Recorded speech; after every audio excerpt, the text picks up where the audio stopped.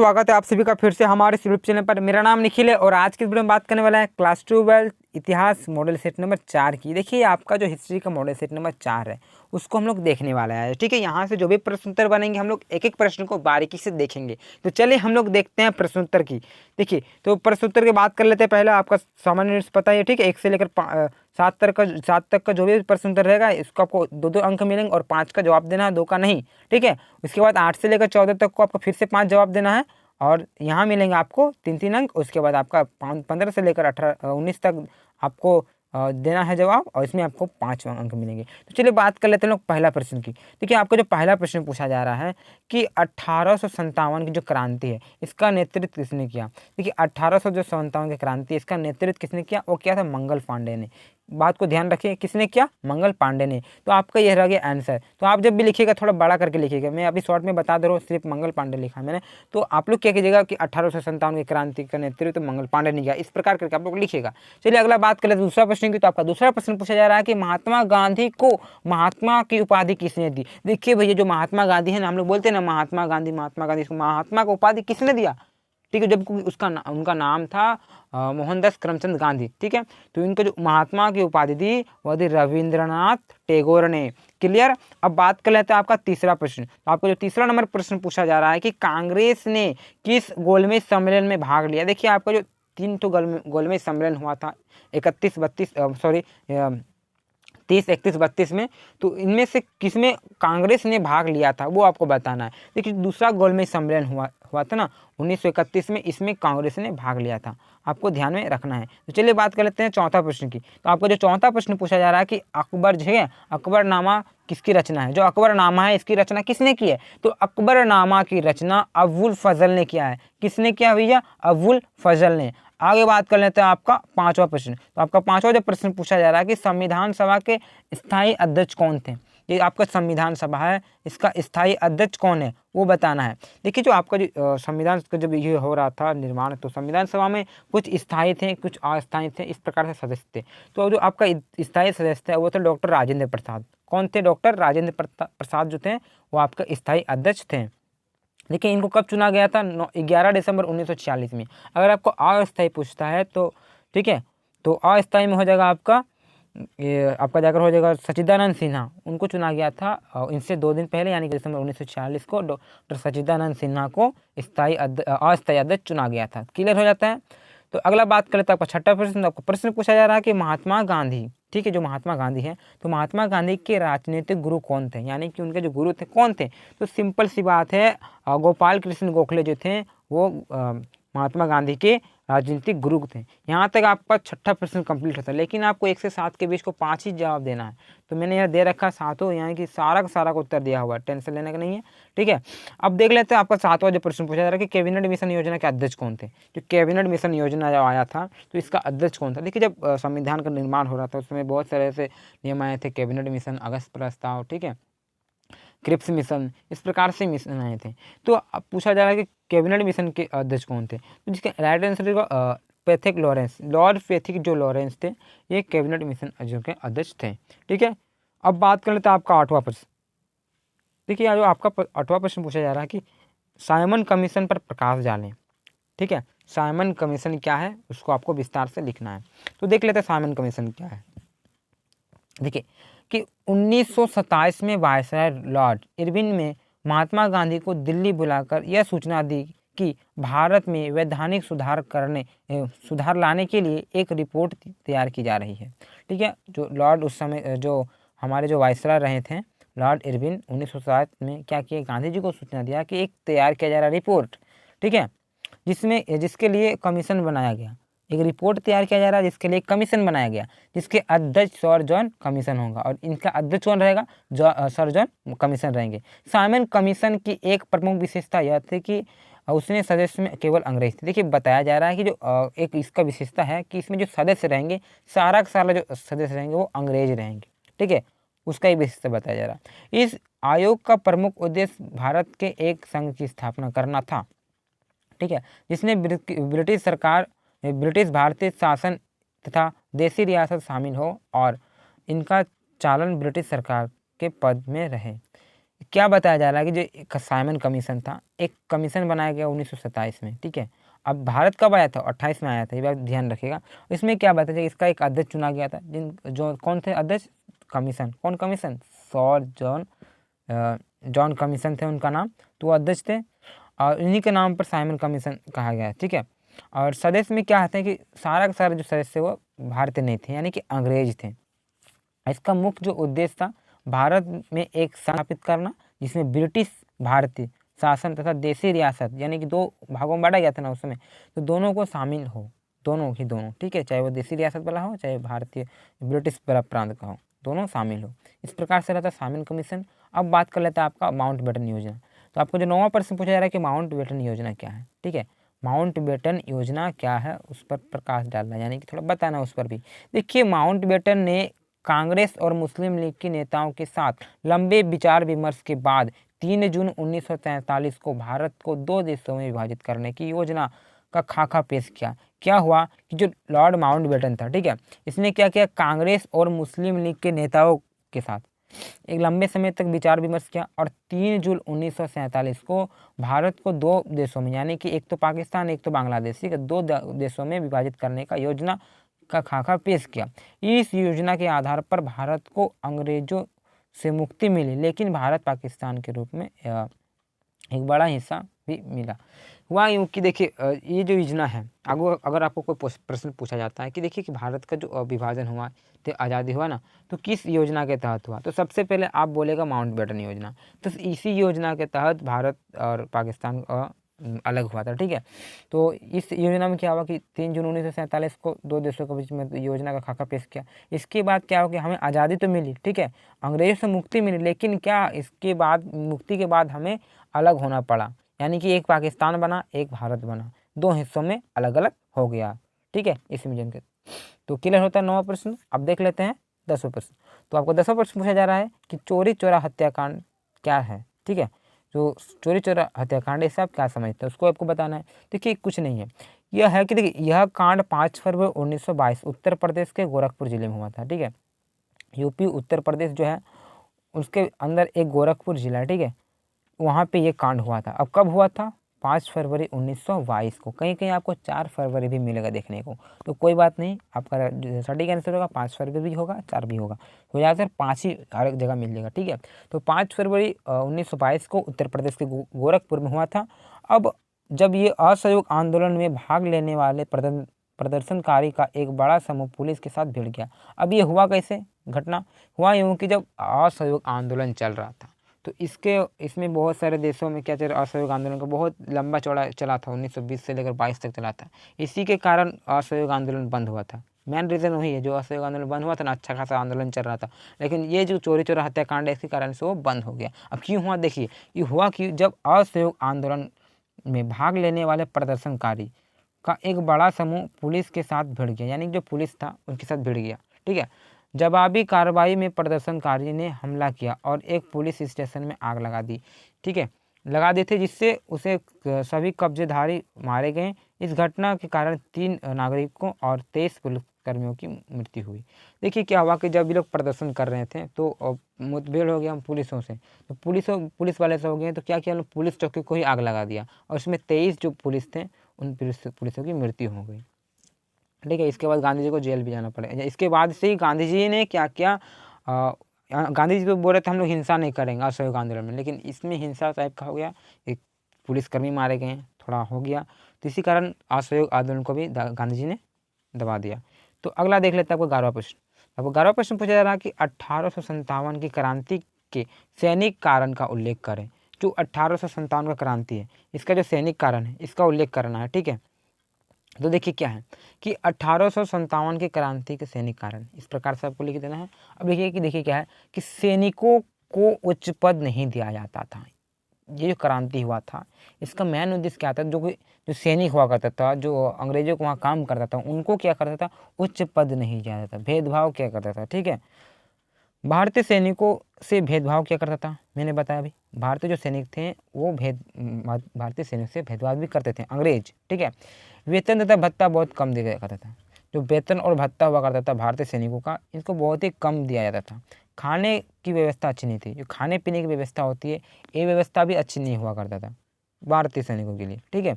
अंग्रेज अधिकारी द्वारा दुर्व्यवहार किया जाता था, ठीक है, यानी कि अच्छा से पेश आया नहीं जाता था, ठीक है, ये भी हुआ था करता था अंग्रेजी सैनिक द्वारा।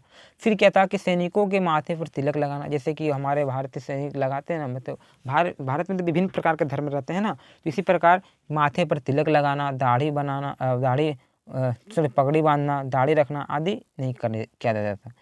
वह देखिए कि भारत में तो बहुत प्रकार का धर्म रहते हैं, जैसे कि हिंदू हो गया, हिंदू तिलक उलक लगाते हैं, ठीक है। अब बात की पगड़ी बांधना, तो पगड़ी तो बांधते ही हैं पंजाबी लोग, दाढ़ी उड़ी रखना तो मुसलमान लोग दाढ़ी रखते हैं। तो इस प्रकार से भारत में कई प्रकार के धर्म रहते हैं और सैनिक इसमें रहते हैं।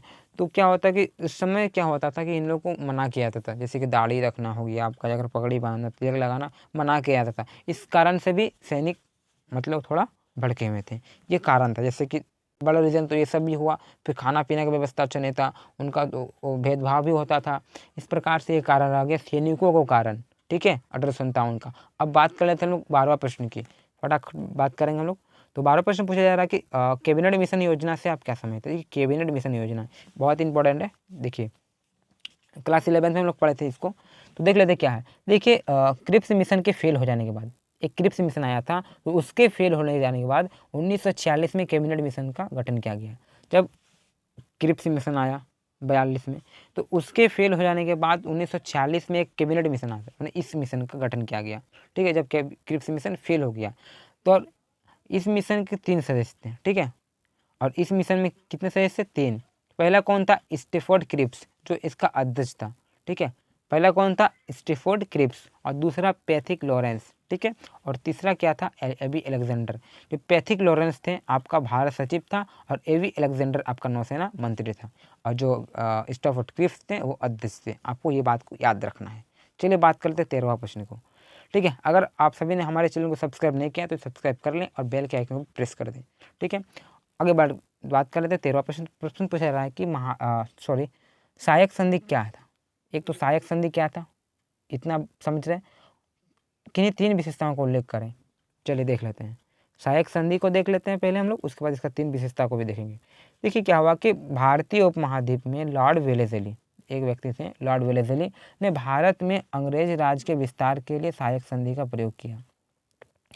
लॉर्ड वेलेस्ली थे जो भारत में अंग्रेजी राज्य के विस्तार के लिए सहायक संधि का प्रयोग किया। इस प्रकार के संधि हैं, ठीक है, यह इस प्रकार का संधि है जो ब्रिटिश ईस्ट इंडिया कंपनी और भारतीय रियासतों के बीच में हुई थी। एक ऐसा संधि है इसमें ईस्ट इंडिया जो कंपनी है और भारतीय रियासतों के बीच हुई थी। एक शब्द का सर्वप्रथम, देखिए एक नहीं, यहाँ पर यह हो जाएगा, तो यह शब्द का सर्वप्रथम प्रयोग फ्रांसीसी गवर्नर जनरल मार्टिन डुबले ने किया था। जो ये सहायक संधि है, इसका जो शब्द का अगर प्रयोग किया गया था सबसे पहले एक फ्रांसीसी गवर्नर थे जिसका नाम था डुबले, ठीक है। तो डुबले द्वारा किया गया था। अब देख लेते हैं इनकी विशेषताएं क्या थी। तो 3 विशेषता की हम लोग बात कर लेते हैं। पहला देखिए क्या है कि भारतीय राजाओं के, ठीक है, विदेशी संबंधी कंपनी के अधीन होंगे, वह कोई युद्ध नहीं करेगा, तथा अन्य राजाओं से विचार विमर्श कंपनी करेगी। क्या है कि जो ये संधि था, इसके अंतर्गत क्या होता था कि जो राजा होता था भारत का, ठीक है, तो भारतीय राजा विदेशी कंपनी अधिक होंगे, यानी जो कंपनी है विदेशी कंपनी है ना, वो अंग्रेज कंपनी के अधीन है, उसी का अंदर रहेगा, वो जो बोलेगा वही होगा। अगर किसी से बात करना है, किसी राजा से विचार विमर्श करना है तो भी कंपनी करेगी।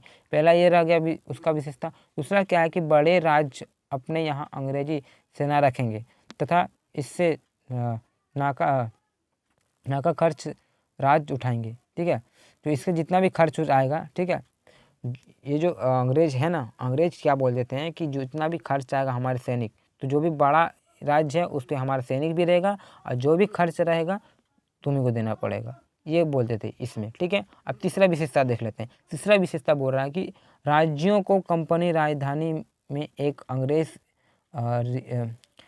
रेजिडेंट रखेगा। ये भी एक बड़ा बात हो जाता है। तो 3 ये रहा आपका इस प्रकार से विशेषताएं, ठीक है, सहायक संधि की और सहायक संधि भी। अब बात कर लेते हैं आपका 14वां प्रश्न। देखिए तो आपको 14वां प्रश्न पूछा जा रहा है कि क्रिप्स मिशन के बारे में संक्षिप्त टिप्पणी लिखें। जो आपका क्रिप्स मिशन है कैबिनेट मिशन है, इस प्रकार से मिशन आपको याद रखना है और आंसर भी देना है। तो देख लेते हैं आपको जो क्रिप्स मिशन है उसको हम लोग देख लेते हैं।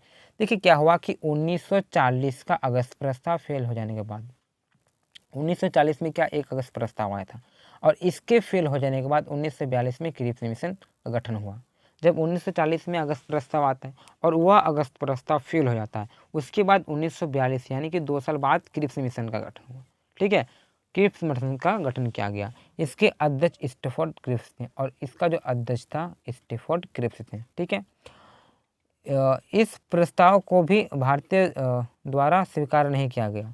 जो ये प्रस्ताव है ना, क्रिप्स प्रस्ताव, तो इस प्रस्ताव को भी भारतीय द्वारा स्वीकार नहीं किया गया क्योंकि इसमें 2 खामियां था। भारतीय जो है इस मतलब मिशन या तो फिर मिशन तो है, इस योजना को भारतीय मतलब नहीं स्वीकारा। तो इसमें 2 खामियां था। क्यों नहीं, पहला खामियां देख लेते हैं क्यों इन लोग ऐसा किया। तो पहला खामी में क्या है कि संविधान का निर्माण द्वितीय विश्व के बाद होना था। जो संविधान हम लोग अभी बना है, तो वो संविधान का जो निर्माण है तो दूसरे जो विश्व युद्ध यानी सेकेंड वर्ल्ड वॉर के बाद होना था। जबकि भारतीयों का कहना था कि द्वितीय विश्व युद्ध से पहले क्यों नहीं। अंग्रेज बोल रहे थे कि जो भारत का जो निर्माण होगा संविधान वो दूसरा विश्व युद्ध के बाद होगा, लेकिन भारतीयों का कहना था कि द्वितीय विश्व युद्ध से पहले क्यों नहीं। ठीक है, ऐसे ही अंग्रेजों का कोई भरोसा नहीं। भाई सही बात है, ऐसे भी तो अंग्रेजों को कोई भरोसा नहीं। इसलिए महात्मा गांधी ने इसे पोस्ट डेटेड चेक यानी कि दिवालिया बैंक का चेक का नाम दिया। ठीक है, अब दूसरा खामियां देख लेते हैं। दूसरा खामियां था कि मुस्लिम लीग ने भी इसका विरोध कर दिया। जो मुस्लिम लीग थे, ठीक है, इसका भी विरोध किया क्योंकि मुस्लिम लीग का मांग थी, ठीक है, जो मुस्लिम थी उसका मांग थी कि भारत को 2 हिस्सों में बांट दें तथा दोनों को अलग अलग संविधान होना चाहिए। अब मुस्लिम लीग का कहना है, जो मुस्लिम लीग इसका कहना है कि जो भारत है इसको 2 भागों में बांटा, एक तो पाकिस्तान एक तो भारत, और इसका इन दोनों का अलग अलग संविधान होना चाहिए। तो इस प्रकार से इसका विरोध किया गया और ये भी फेल हो गया। ठीक है, ये रहा आपका 14वां प्रश्न समाप्त। देखिए आपके लिए एक प्रश्न रहेगा।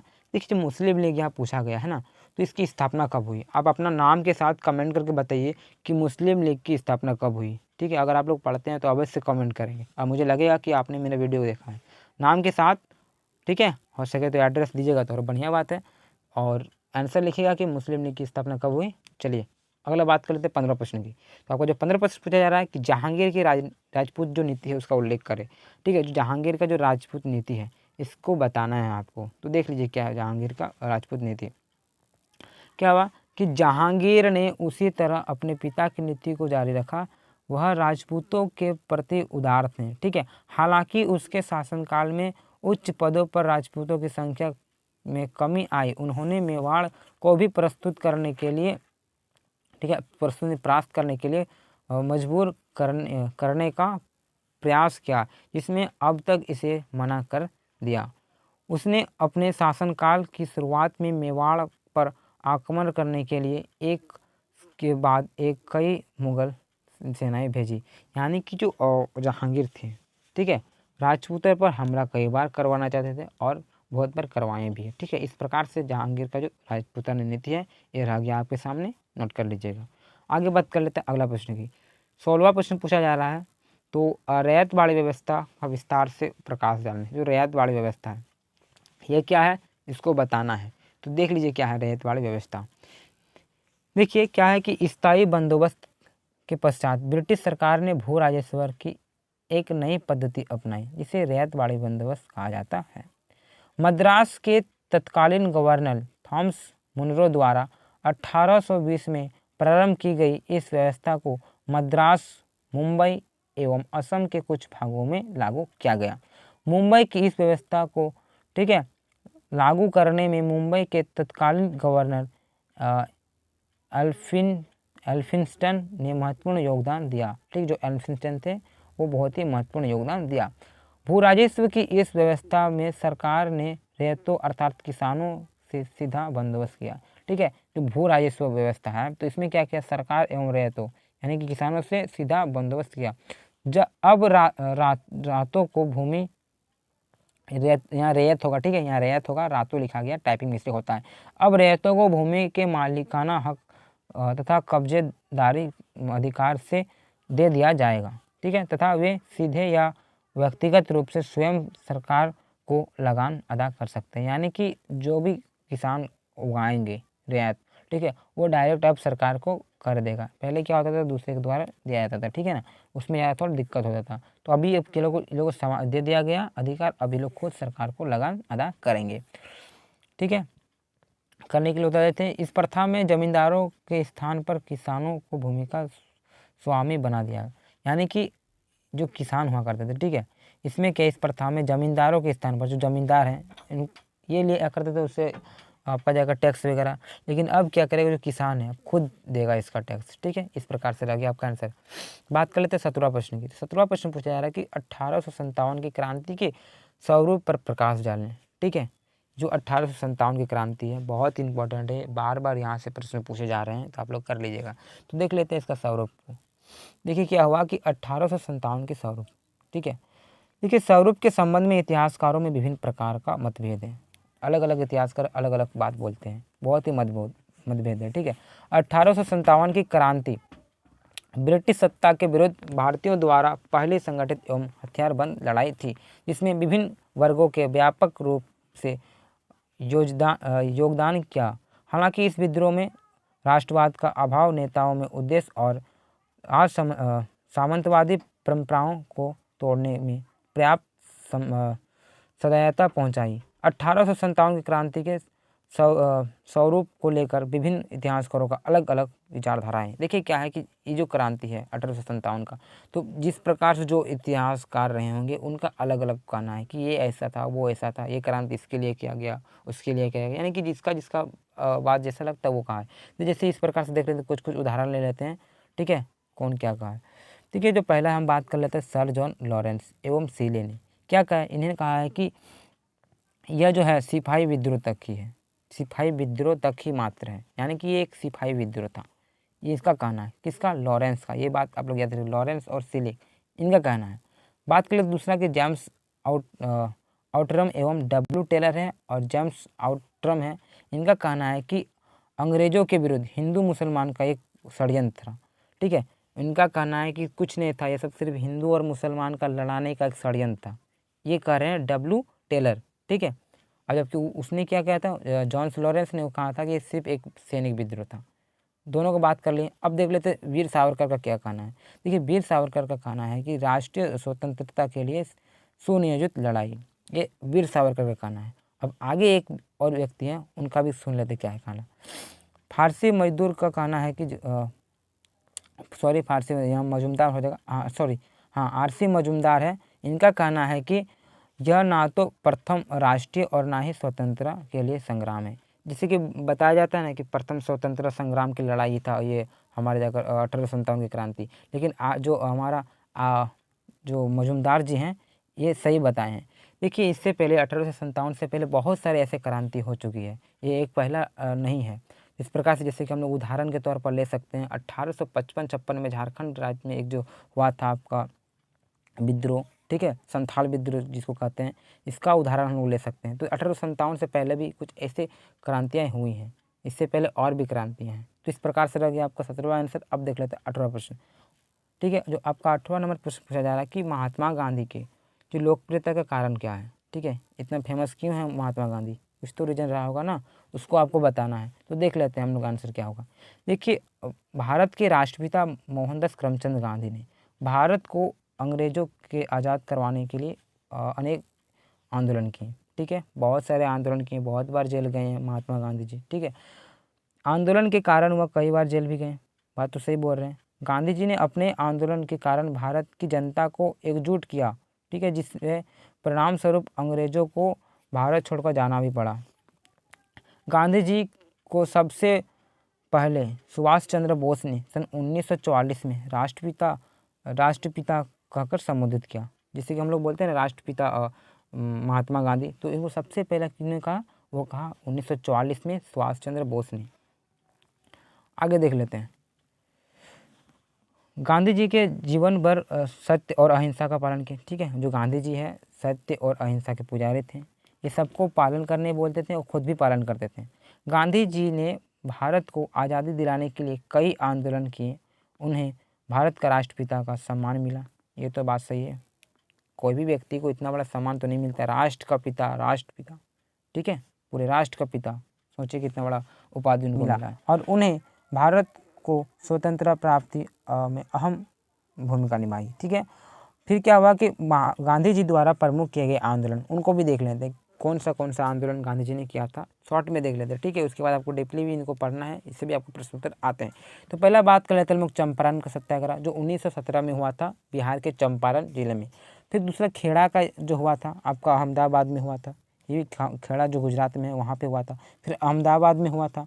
फिर आपका खिलाफत आंदोलन होता है, असहयोग आंदोलन होता है, सविनय अवज्ञा आंदोलन होता है, फिर भारत छोड़ो आंदोलन होता है। इस प्रकार से बहुत सारे आंदोलन गांधी जी द्वारा किए गए हैं। तो ये रहता है आपका 18वां नंबर का प्रश्न का उत्तर। अब बात कर लेते हैं आज का अंतिम और 19वां नंबर प्रश्न है, तो देख लेते हैं। प्रश्न पूछा जा रहा है कि भारत छोड़ो आंदोलन का वर्णन करें, ठीक है। जो भारत छोड़ो आंदोलन है उसको वर्णन करना है। देखिए मैंने बहुत ही थोड़ा छोटा आंसर निकाला है, जबकि आपको 5-5 अंक मिलेगा। मैंने इसलिए छोटा आंसर दिया है क्योंकि आपको समझाना है हमें, आपको आंसर कॉपी पेज भरना नहीं है, ठीक है। तो आप खुद लिखिएगा, पहले समझिए क्या बात है बात यूँ कि देखिए महात्मा गांधी ने 1942 ईस्वी में भारत छोड़ो आंदोलन की शुरुआत की थी। एक पॉइंट यहाँ समझ में आ रही ना कि महात्मा गांधी ने क्या किया था, 1942 में भारत छोड़ो आंदोलन की शुरुआत की। ब्रिटिश साम्राज्य के विरुद्ध में महात्मा गांधी का यह अंतिम आंदोलन था। ये जो आंदोलन था, जिस प्रकार से महात्मा गांधी कई आंदोलन किए, जैसे कि आपका सविनय अवज्ञा आंदोलन हो गया, सहयोग आंदोलन हो गया, असहयोग आंदोलन हो गया, खिलाफत आंदोलन हो जाएगा। इस प्रकार से जो आंदोलन होते हैं, बहुत सारे आंदोलन किए हैं, उनमें से सबसे अंतिम और लास्ट जो हुआ था आंदोलन, वो भारत छोड़ो आंदोलन गांधी द्वारा चला गया था और 1942 में, क्लियर, जिसमें उन्होंने करो या मरो का नारा दिया। एक नंबर से भी यहाँ प्रश्न पूछा जा सकता है कि करो या मरो का नारा किसने दिया, महात्मा गांधी ने दिया, ठीक है। तो इसी आंदोलन में महात्मा गांधी ने करो या मरो का नारा दिया। भारत का विशाल जनसैलाब महात्मा गांधी के नेतृत्व में खड़ा हुआ। बहुत ही आदमी भारत में जो महात्मा गांधी के सपोर्ट में खड़ा हुआ था। इस भारतीय स्वतंत्रता आंदोलन का चरम सीमा थे, जिसे इसमें ब्रिटिश साम्राज्य के विरुद्ध भारतीयों का क्रोध उक्त हुआ, ठीक है। इसने विशाल जन आंदोलन से ब्रिटिश साम्राज्य का घबरा गया, ठीक है। जो इतना जो विशाल देखा, मतलब स्थिति देखा, इस प्रकार से जो ब्रिटिश थे थोड़ा घबरा गए, तो और क्या हुआ, अंततः उन्हें भारत छोड़ना पड़ा, ठीक है। और क्या हुआ उसके बाद 15 अगस्त 1947 को हमें आज़ादी मिली। इस प्रकार से आपका रहता है इसका आंसर, ठीक है। और रहता है आपका आज का वीडियो कंप्लीट खत्म होता है, और एक आपका जो मॉडल सेट 5 बजता है उसको भी मैं 2-4 दिन में ले आऊँगा। तब तक के लिए धन्यवाद। हमारे चैनल को अगर सब्सक्राइब नहीं किया तो सब्सक्राइब कर लें। चलिए नेक्स्ट वीडियो मिलते हैं। जय हिंद, जय भारत।